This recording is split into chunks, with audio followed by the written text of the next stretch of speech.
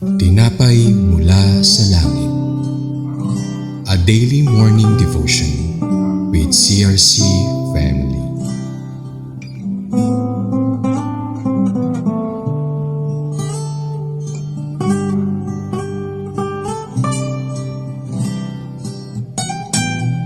Isang mapagpalang umaga kapatid, ako si Gadiel Castro Mayor ng CRC Main Church.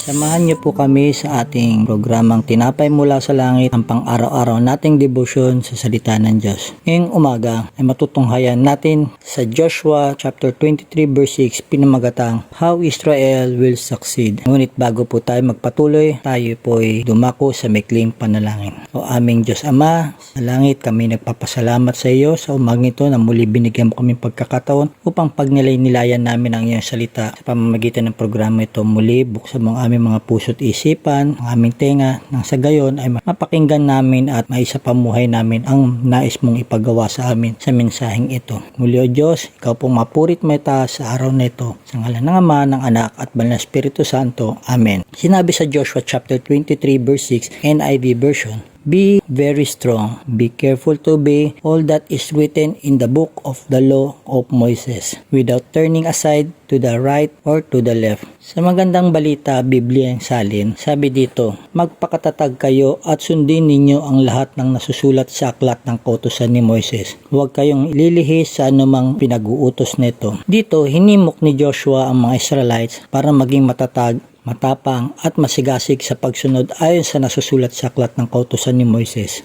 Nais niya rin na lubos silang magtiwala sa ating Diyos at huwag lilis o liliko, tatalikod o lalayo upang makapit ang pangako ng Diyos na pagpapala sa kanila. May tatlong dapat gawin upang makamit ang tagumpay. Unang-una, maging matatag at matapang. Pangalawa, sundin at gawin ang kautusan o ang law ni Moises. Pangatlo, huwag lilihis, liliko at tatalikod sa utos ng Diyos. Gaya ng utos ng Diyos kay Joshua sa Joshua chapter 1 verse 7, basta't magpakatatag ka at lakasan mo ang iyong loob. Sundin mong mabuti ang buong kautosang ibinigay sa inyo ni Moises. Huwag kang susuway sa anumang nakasaad doon at magtatagumpay ka saan ka man magpunta. Ito rin ang nais ni Joshua na sundin ng mga Israelites. Ito ang naging foundation ni Joshua sa pamumuno upang makamit ang mga pangako ng Diyos na pagpapala at katagumpayan. Sa panahon natin ngayon, ito rin ang susi upang makamtan natin ang katagumpayan sa buhay at ang mga pangako ng Diyos sa atin.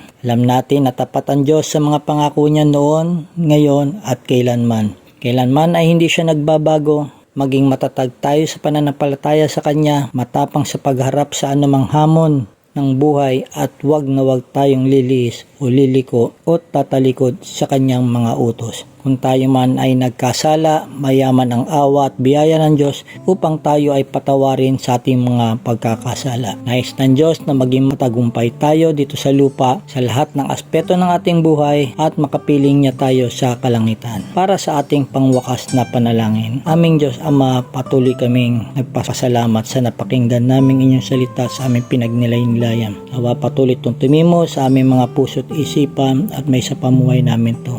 Nawa patuloy ka malugod sa aming mga ginagawa at patuloy kami magpakatatag, magpakalakas, maging matapang, sundin ang iyong mga pinag-uutos at huwag kaming tatalikod sa iyo Panginoon. Tunay nga o Diyos na mayaman ang iyong awa at biyaya at habag sa bawat isa. Kaya mong dinala ang iyong anak na si Jesus upang kami ay tubusin at iligtas. Muli o Diyos, sa iyo po ang lahat ng kapurihan at pasasalamat at ang pangalan ng inyong anak na si Jesus. Amen. Maraming salamat po sa inyong pakikibahagi sa ating programa. Lagi po natin pagnilayan ang salita ng Diyos mula sa ating puso dahil lubos ang magiging kaunawaan natin dito. Muli po ninyo kami samahan bukas sa pagninilay ng kanyang mga salita dito sa programang Tinapay mula sa Langit. Malaya po ninyong i-share ang video nito upang kayo rin ay maging pagpapala sa iba. Pagpalain po tayong lahat ng ating Panginoong Jesus. Magandang umaga po. God bless us all.